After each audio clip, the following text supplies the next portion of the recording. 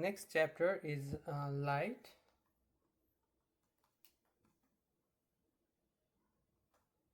Light is a form of energy.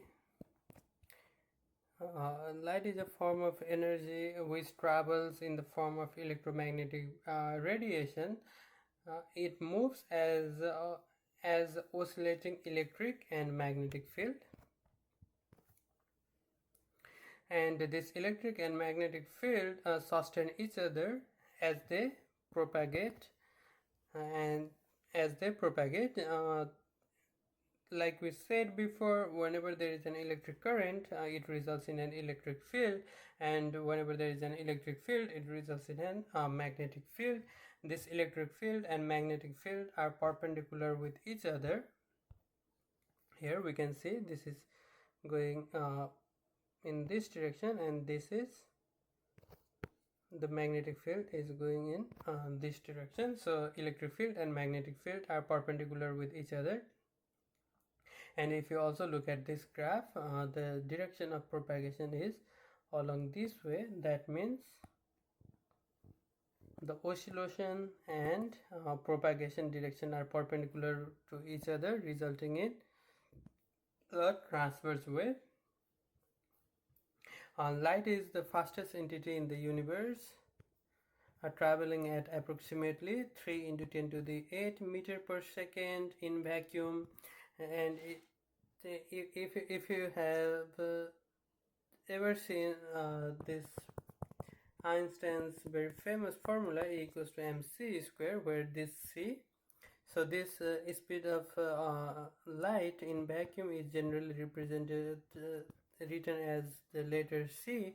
And if you look at this equation where energy equals to mass times acceleration squared, velocity is squared, this velocity is velocity of the speed of light in vacuum. And another very important property of light is that it carries both energy and momentum. Because of this, light can exert pressure, and this pressure is known as radiation pressure. So if light is exposed on an object, it creates it exerts certain pressure, and this pressure results in a small amount of measurable force. This radiation pressure is generally used in solar cells for spacecraft propulsion.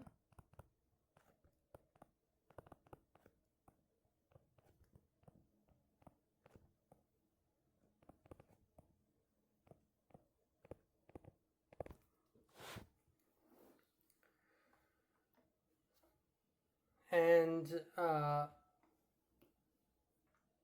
the electromagnetic spectrum, we can see the ranges. We said light is an electromagnetic wave.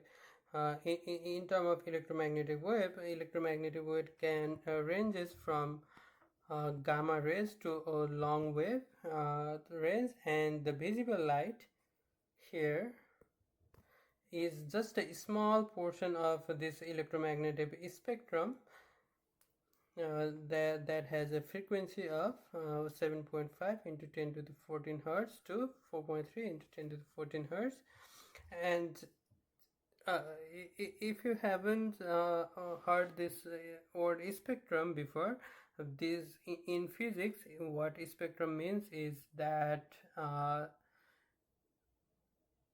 it's a range of values, like the range of wavelengths, frequencies, or energy that this electromagnetic wave or light can have. So this spectrum is written in terms of frequency. Sometimes you will also see spectrum written as wavelength or energy. And one of the interesting feature of light is that it behaves both as wave as well as particle.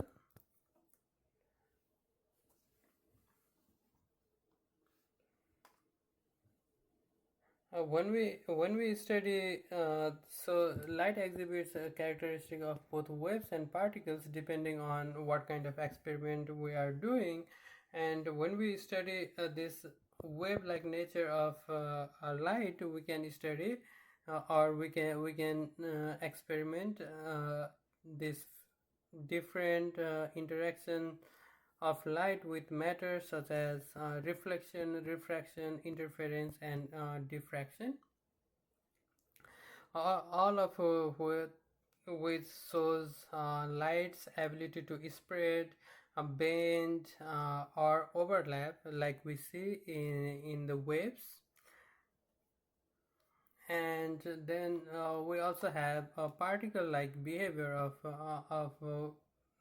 light, uh, and when we are talking about particle like nature of wave, we find that light consists of tiny packets of energy called photons. Tiny packets of energy called photons, or sometimes you will also hear the word quanta. And this particle nature help us explain how light interacts with matter, like uh, photoelectric effect and scattering, where light knocks electron out of metal, when where these photons collide with electrons. For example, if this is a metallic surface, and if you hit this metallic surface with a certain with a light with certain energy amount, it will knock these electrons out because of the particle-like nature of a light. And this interesting behavior of both wave and particle is called wave particle duality of light.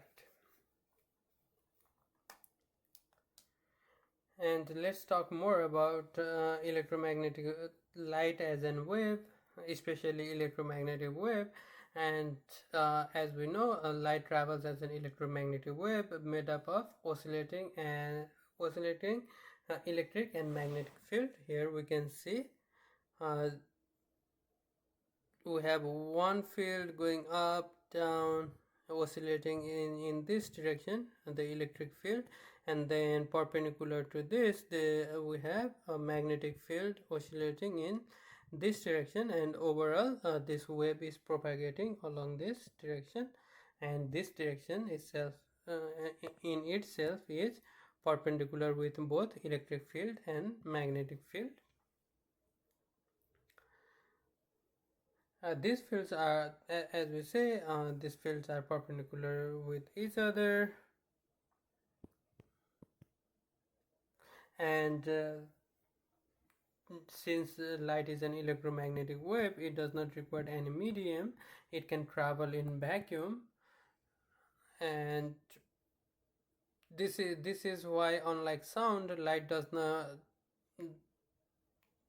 can travel through a vacuum, which is why we can see light from stars millions of light years away, where when we cannot hear anything from the space, we can still uh, we can still see the light coming from this far away objects, because light does not require any medium to travel. And like we said, it's a transverse wave, and the visible light itself is only a small portion of big spectrum range of electromagnetic waves. And let's look more on it. And the wave-like nature of light can be observed on different experiments. First, we have interference when two waves overlap. They can either strengthen or when two waves overlap, they can either strengthen each other or cancel each other out, like we said before. So we have two waves. So if these two waves interface with each other, since these two peaks are in the same positions, they will, if they are forming a single wave, they will form these two will combine, resulting in a single big amplitude. And sometimes if the waves are flowing in opposite like this, if this is the crust and this is the lowest point, and they will cancel each other out,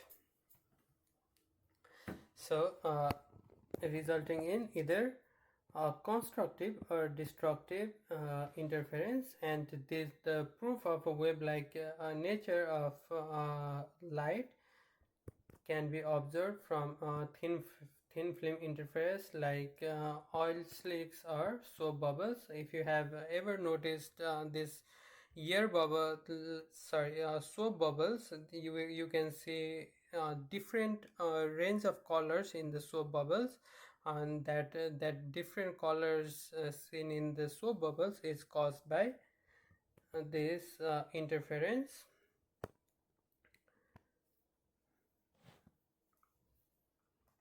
There are different the light travels at a different wave. If we go back to this spectrum here, we can see the range of visible light is different for a different color. So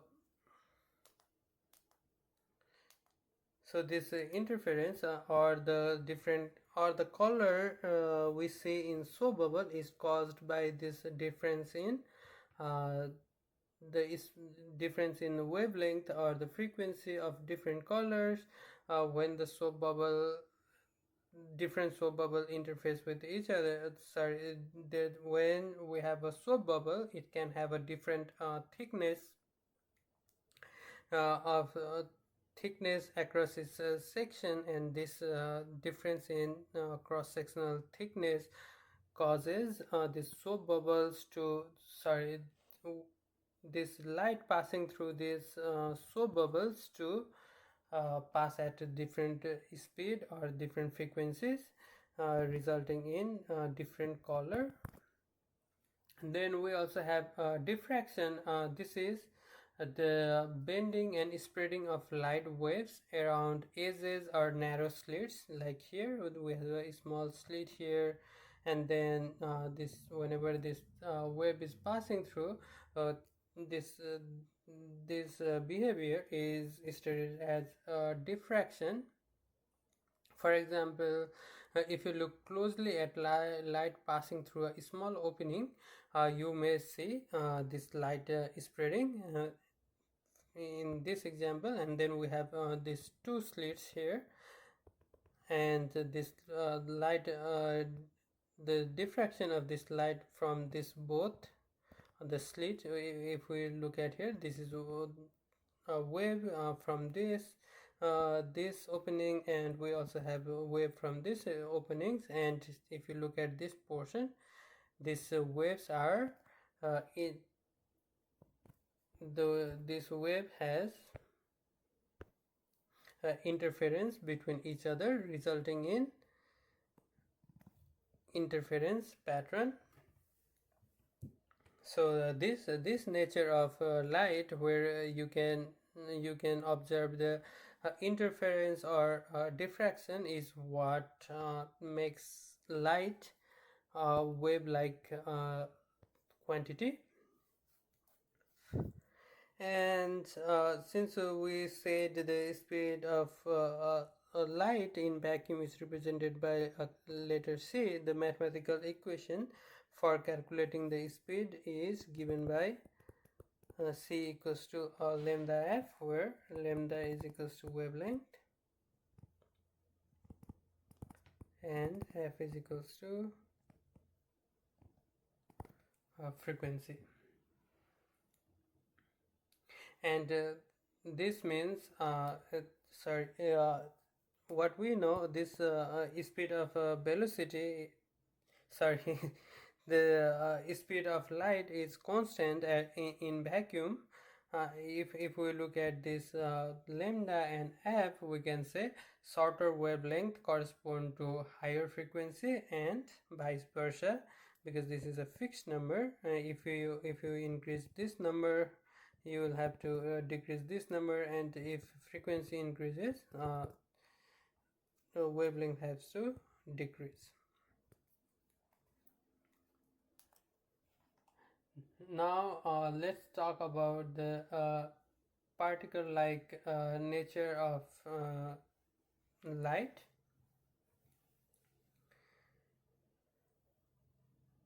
In particle model, light is made up of tiny packets of energy called photons, and it's also called quanta. This each photon carries an amount of energy by equation given by E is equals to h times f, where h is Planck's constant, and f is frequency. So basically light is composed of this discrete packets of energy called photon or quanta, and the energy carried by each photon is given by h equals to hf. And the photoelectric effect is famous.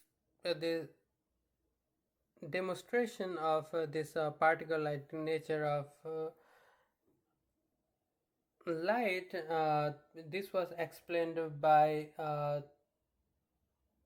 Max Planck and Albert Einstein using the formula for this photon. This formula was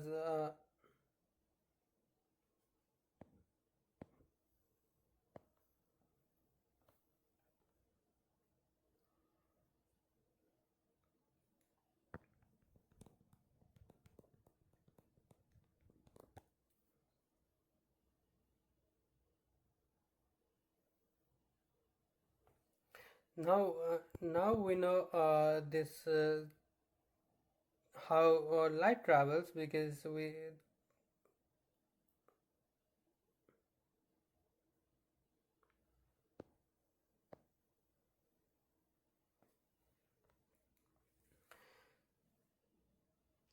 know that light travels in a form of a discrete packet of energy called photons and quanta. And this property of light, like a particle like nature of light is light was first predicted by Albert Einstein using the formula E equals to hf, where he said that each photon has an energy given by this formula E equals to hf, where E is the energy on every photon, h is the Planck's constant, and f is the frequency of light. The photoelectric effect is a famous demonstration of this nature of light. When light of a certain frequency, so this incident light of frequency f, strikes a metal surface. We have a metal surface here, and it strikes this incident ray, strikes this metal surface. It ejects electrons from the surface. This this emitted electrons from the surface because of this incident light shows that energy comes in a discrete packet, not as a continuous wave. And this photoelectric effect, the study of photoelectric effect was the research where Albert Einstein got his Nobel Prize. So not from relativity, rather he got his Nobel Prize from study of this photoelectric effect.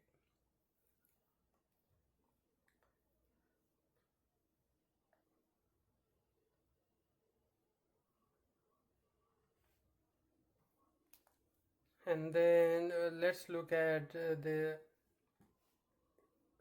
electromagnetic spectrum.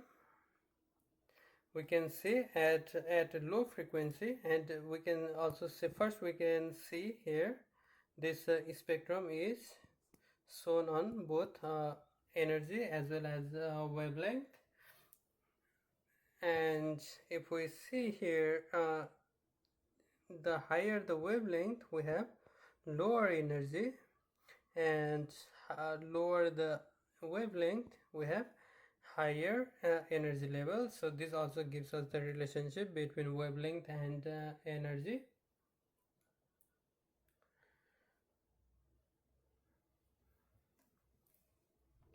And we can see in the electromagnetic spectrum, radio waves has a very high wavelength, and the wavelength is decreasing as it goes from radio waves to microwaves to infrared waves to visible range. And this visible range is generally from, we can see here, visible range is from here to here in this wavelength. So it's around 400 to 700 nanometer visible range. In an electromagnetic spectrum, the visible light range, the wavelength of the visible light is between 400 to 700 nanometer. On the high frequency short wavelength end, we find ultraviolet rays, X-rays, and gamma rays. Sometimes we can also say low energy waves. Then we will say, what we are saying is we are talking about waves with high wavelength. And whenever we are talking about low energy, we are basically talking about high energy. And whenever we are talking about high energy, we are talking about electromagnetic wave that has very high frequency or very low wavelength. And like we said before, since C equals to lambda f and C is a constant,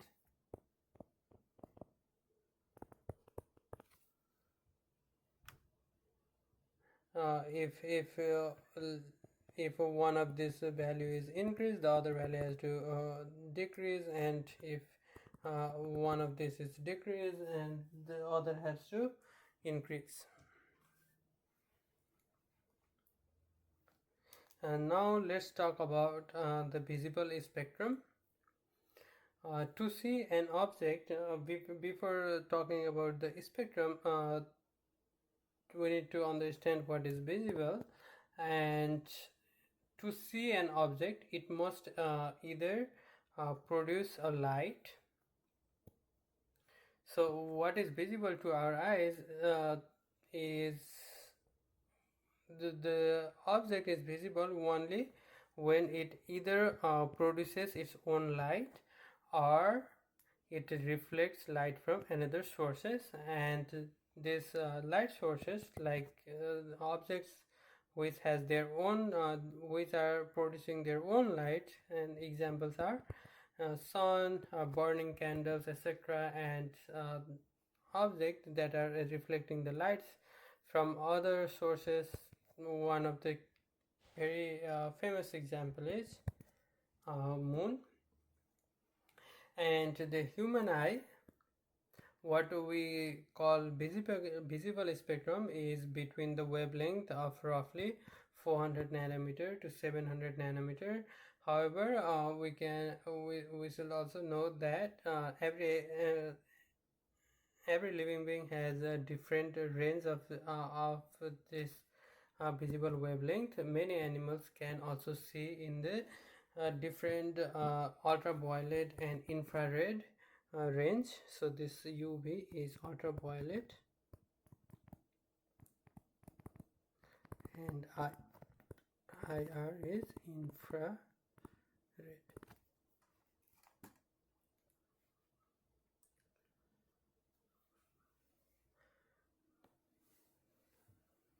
And the if we go a smaller wavelength, we will have ultra, and as the wavelength is increased, we will have infrared, and the highest wavelength in the visible range is, if we look at here, red light will have the highest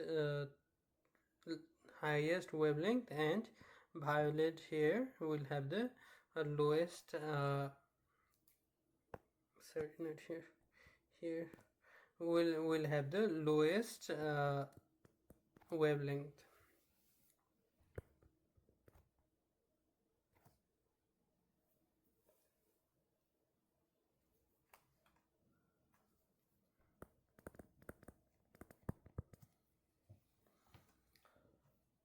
Now let's talk about our perception of color. Our perception of color is based on how light is added or absorbed. We can see in this diagram here, we have three primary colors, red, blue, and green. When mixing these different colors, we will get different combination of color. Here we can see if red and green are mixed, we will get yellow, and if red and blue are mixed, we get magenta. So similarly, blue and green creates cyan, and if all the colors are mixed together, we will get a white color. So this is what white light is. White light is basically a combination of all the colors of light, and instead of so what we can say is, when all colors of visible lights combine, we perceive the result as white light. And if an object reflects all color, it appears white. But if the object absorbs all the color, it will appear black. Or in other word, in other word, if we remove all these colors from this, we will get a black color. So say we have a mix of everything here, and gradually we remove all the colors one by one, then at the end we will get a black color. And one example of this nature of light is a green leaf absorbs. Whenever we see a leaf, we see it green, And why do we see it as a green? Because a green leaf absorbs uh, absorbs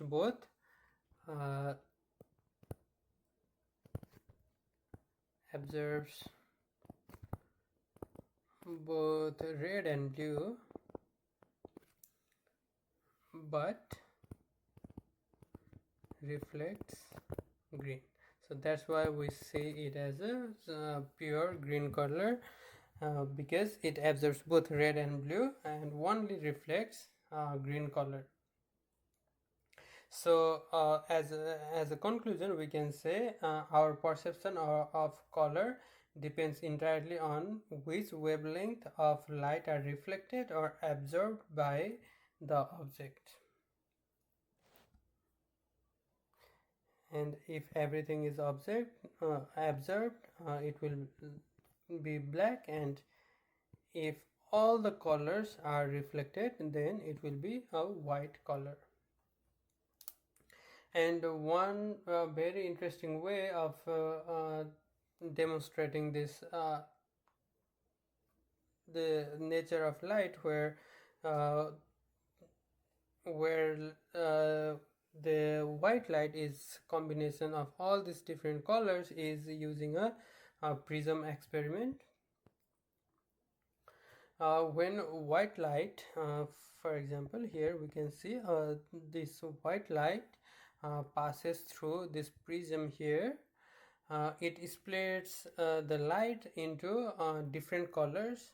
Here we can see red, orange, and then yellow. So the light will be in this form: red, orange, yellow, green, blue, indigo, and violet, starting from here top to bottom. This separation occurs because whenever this light passes through this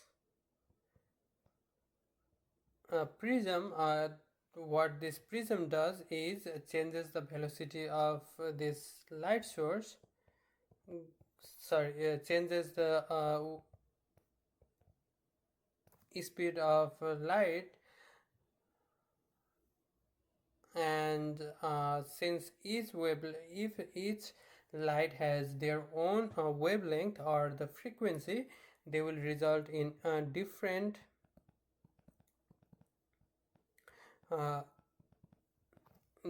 amount of this change in direction, and resulting in, if each this white light has all the lights in it, and when it hits this prism, all these different lights which have a different frequency are oriented at a different angle, resulting in this separate pattern of different colors of light.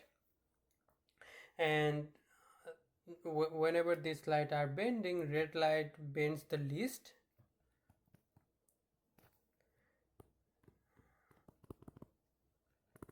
red light bends the least.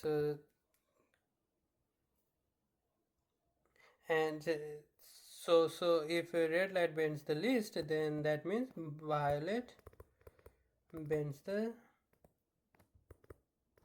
most. And this result of sequence we call ROYGBIV: red, orange, yellow, green, blue, indigo, and violet. And one thing we should note that this prism does not create new colors. It simply separates these colors from the white light. So this is prism does not create any light, rather it just splits all these different colors of light from white lights. And this is a nature of light, which also creates the rainbows we see uh, in the sky after rainfall.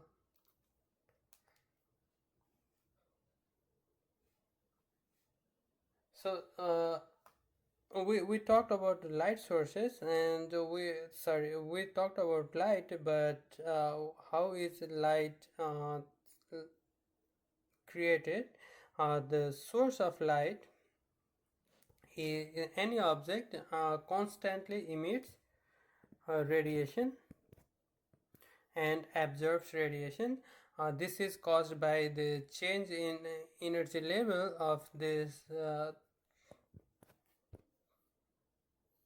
change in energy level of electrons in an atom. We'll talk about this energy level more in our chemistry section. But basically what it's doing is the inner, we have nucleus here, electrons on different cells here, and this each level here, whenever we saw atoms like this, these are called energy level. And when the atom is when the electron moves from one energy level to another energy level, it will either absorb some energy or emit some energy, or emit some, and that energy is either emitted in the form of photon,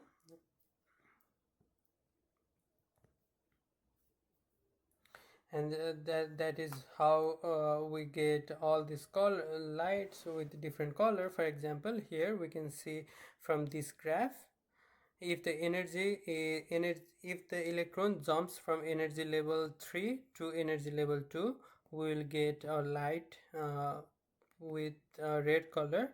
If the energy changes from energy level 4 to energy level 2, we will get green color. If the electron jumps from energy level of 5 to energy level of 2, we will get blue. And similarly, we will get if the energy jumps from level 6 to level 2, we will get violet color. And the reverse also happens. The atoms can also absorb energy to increase the energy level from ground level to certain level, and we call that absorption mechanism. And objects that produce their own light are called luminous.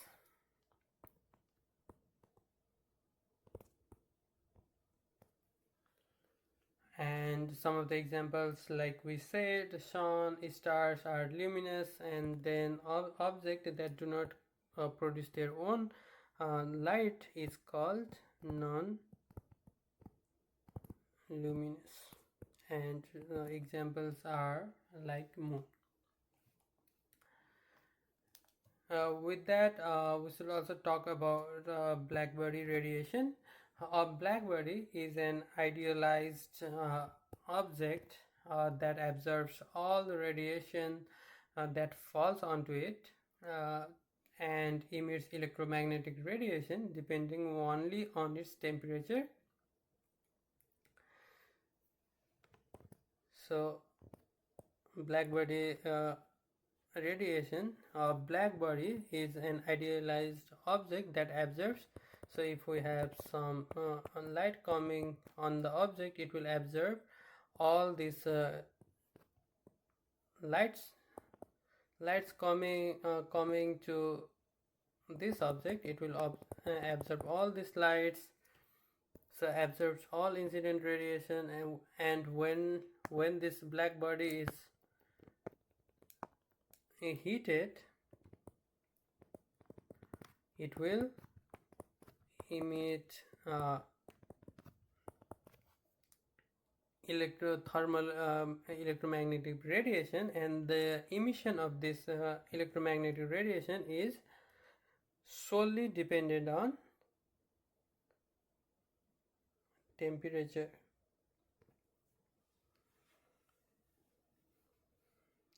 So the spectrum of light emitted depends only on the uh, body's absolute temperature. So this is a black body is an idealized object that absorbs all the incident radiations and emit uh, thermal electromagnetic radiation when we hit this black body objects, and emitted the spectrum of this emitted light is uh, dependent solely on the absolute temperature of the black body.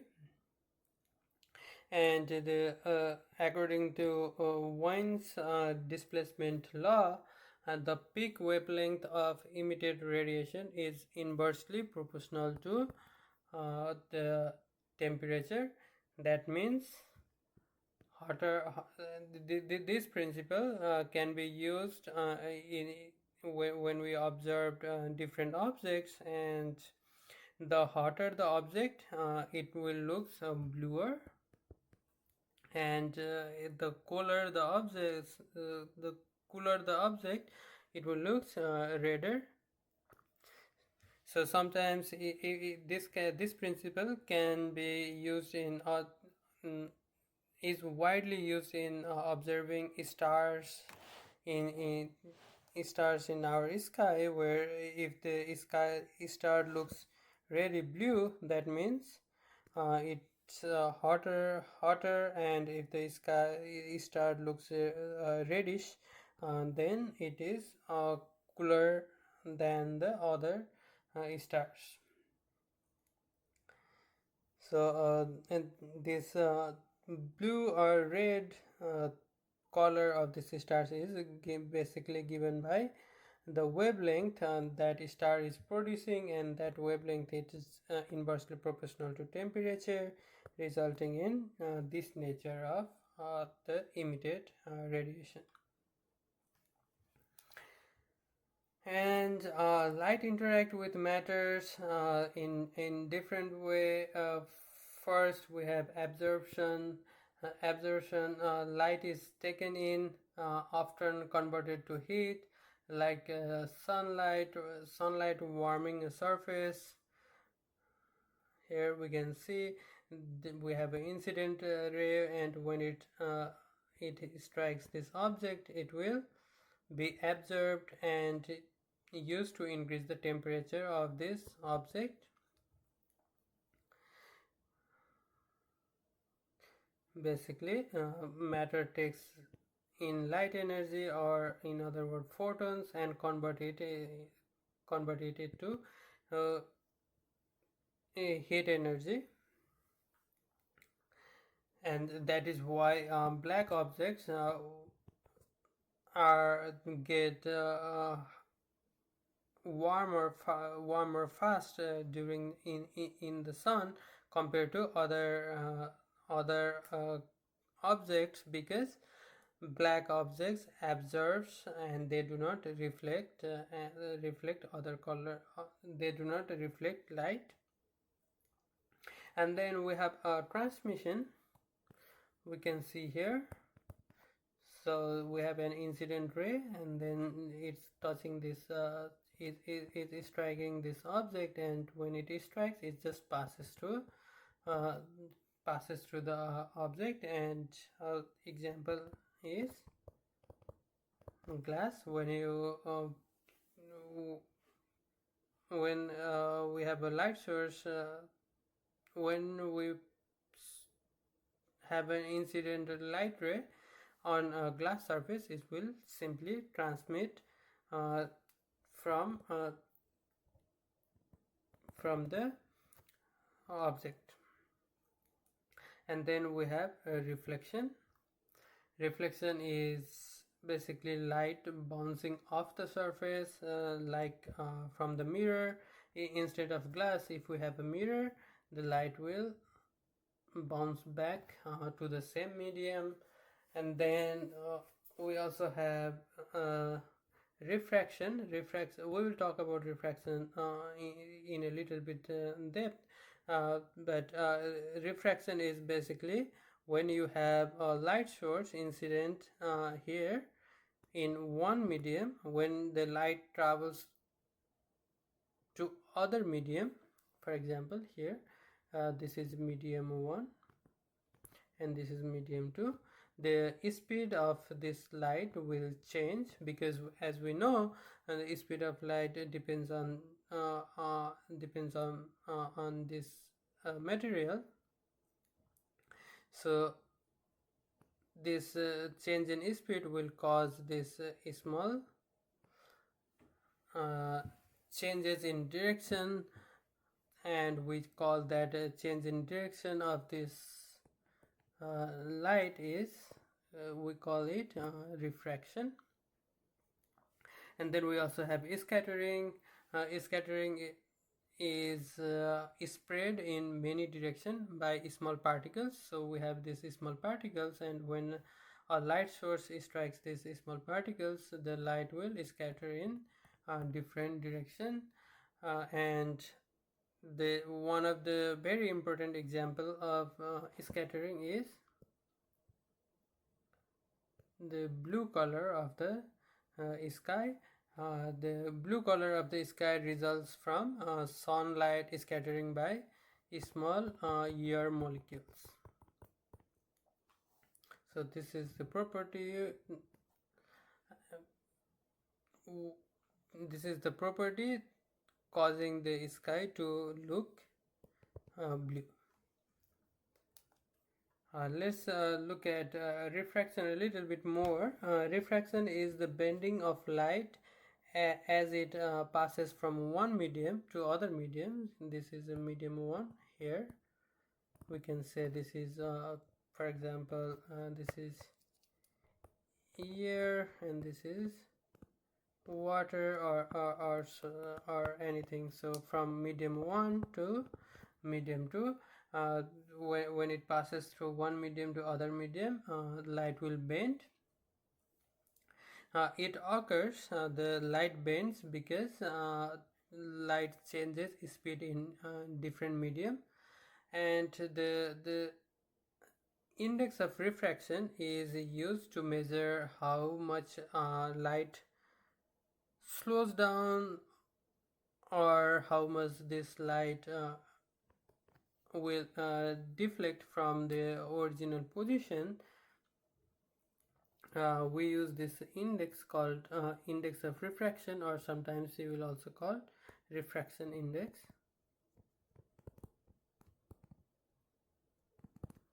To represent the measure of refraction, and this is given by this equation here, n equals to c over b, where b is the velocity of light in that medium, c is the velocity of light in vacuum. And if you look at here, denser medium typically have a higher n, because this velocity is smaller, resulting in c over b. Since this is a ratio c over b, if velocity is smaller, then this refraction index will be larger. So denser mediums typically have higher refractive index, and mathematically this relation is given by Snell's law, and we can see this relation here. Refractive index of medium 1 sine of, and this is incident angle theta 1, so we call this angle made by this incoming light to perpendicular, we call it incident angle. And this equation here, n1 sine theta 1 is equals to n2 sine theta 2, gives us this relation between the refractive index and the angle on the light will bend based on Snell's law.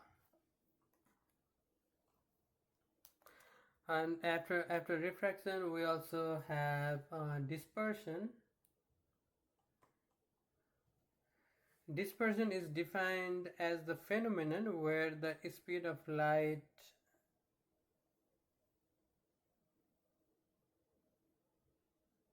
in a medium depends slightly on the light's wavelength. The dispersion occurs on material because the speed of light for a different color of lights depends on the wavelength, and based on this slight changes in wavelength, we saw an example of a prism. We saw that lights traveling at a different speed, resulting in change of white light to different color light. A shorter wavelength slow down, like we said, dispersion occurs because the index of refraction in the materials slightly depend on the wavelength of light, and shorter wavelengths like violet color here, shorter wavelength.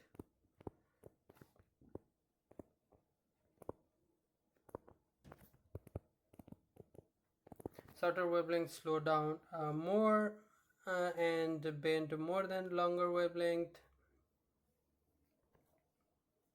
like we talked about this in the prism experiment, and this causes white light to spread into spectrum of colors, like we see in the prism case.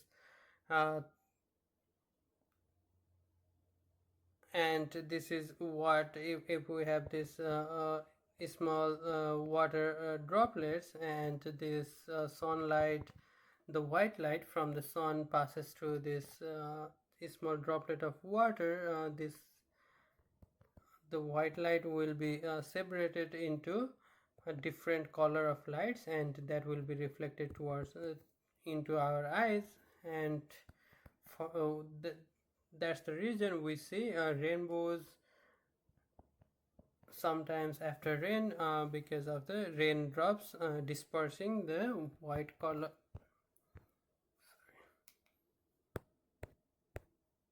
dispersing the white light from the sun and separating the sunlight into different colors. And now let's talk about optics. Optics is the branch of physics and that studies the behavior of light and interaction with matters. Is a branch of physics that studies the behavior and properties of light, including its interaction with matter. There are three main areas of optics. First is geometric ray of optics, and this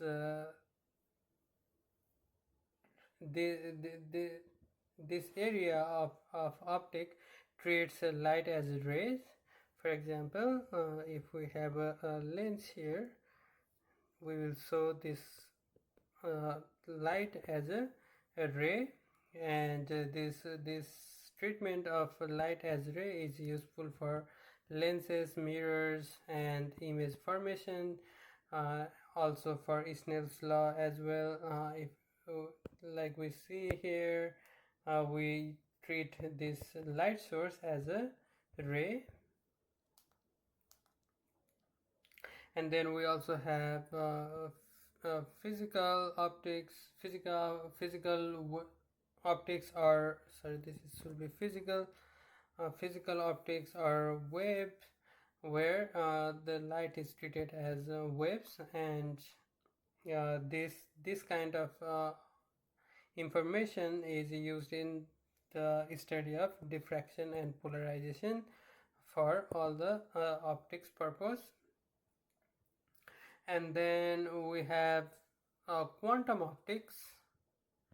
We have geometric optics, physical optics, and then we have quantum optics. And quantum optics studies light as photons and its interaction with atoms at a quantum level.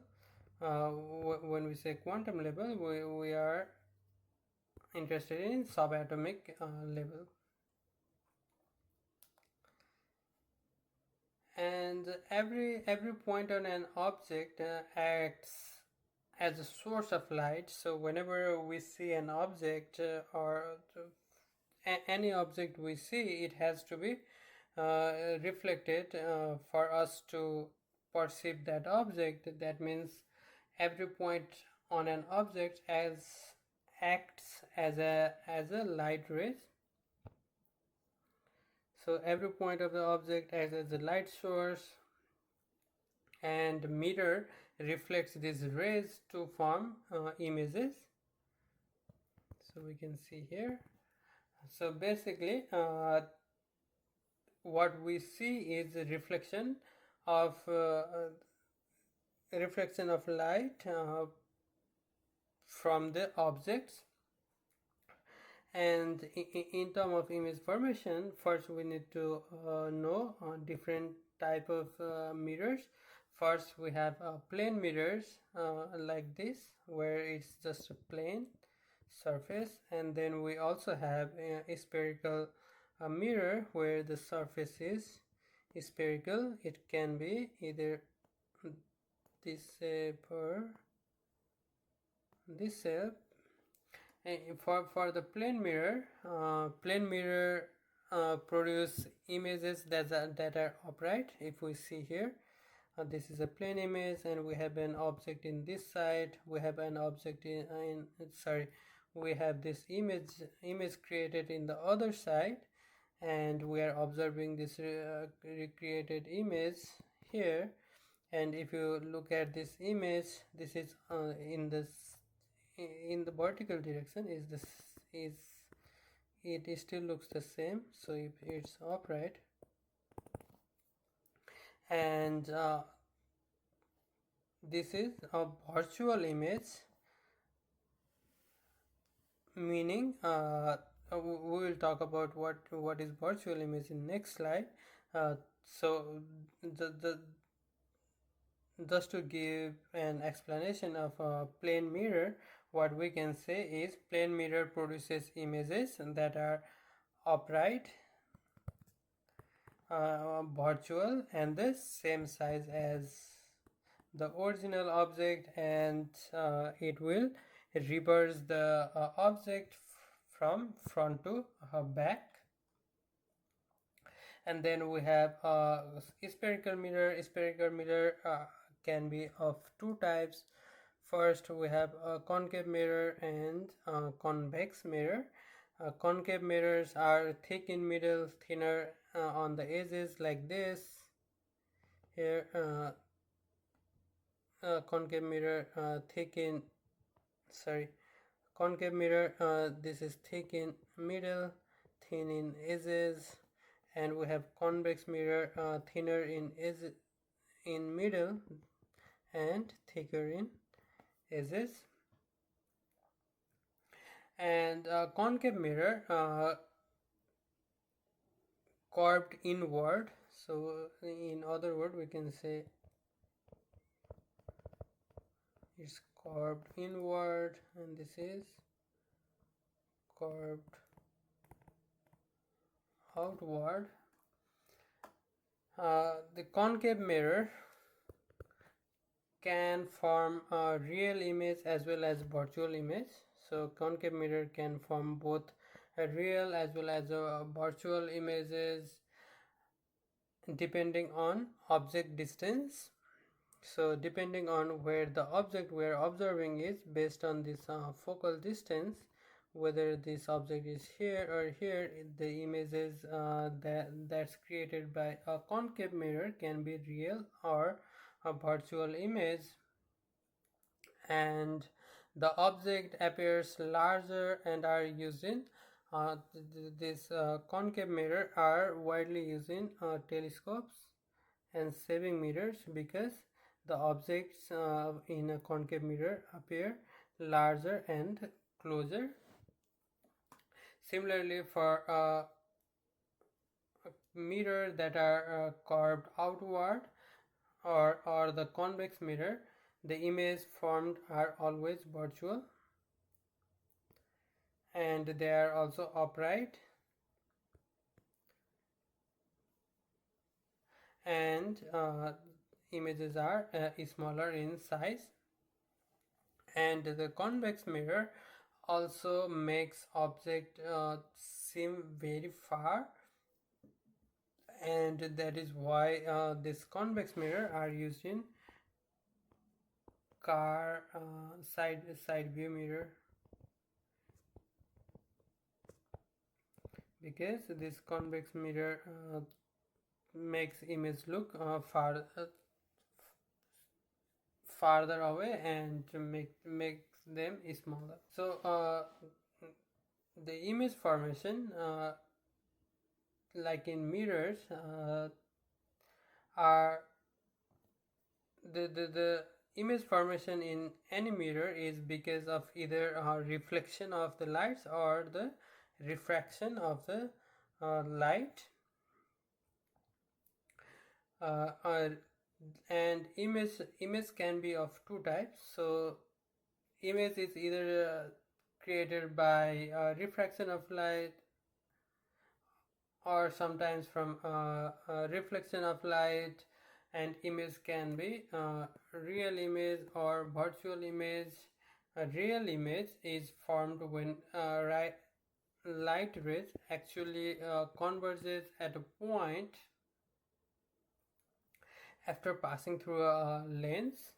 For example, if we have a lens, convex lens like this, if we have an incident ray here, it will go like this. So convex lens are also called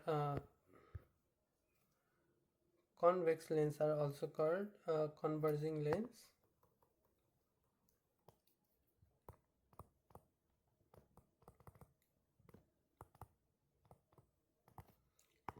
And convex mirror are called diverging lens. Meaning if we have a ray like this, instead of converging it will diverge, and this will converge at a point. So the real image are formed when light rays actually converges at a point after passing through the lens. These images are inverted.